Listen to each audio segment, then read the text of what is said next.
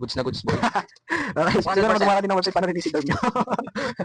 Okay guys, nandito tayo sa isang dorm sa Philska. So mag-interview tayo sa mga estudyante na nandito. Tara, sundan nyo.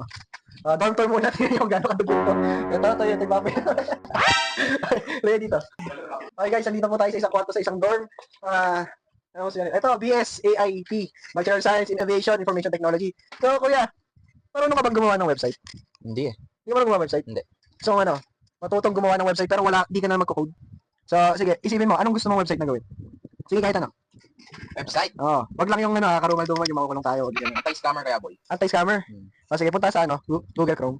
Okay, nasa Google Chrome na tayo. Punta ka, search mo, Blackbox AI. Tama naman, pakita mo. Blackbox yan. Blackbox AI. Yan. Okay, din punta dito. Dito, pinutin mo to. Yan. Punta sa image to app. Type mo yung gusto mong, anong gusto mong website? Anti-scammer. Okay, type mo. Make me a website that can detect Can detect online scammers.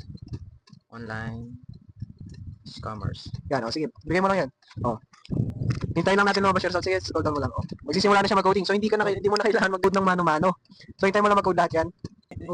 Okay, di ba? Ang bilis lang. Lumabas na agad yung website na gusto mo. So, online scammer detector.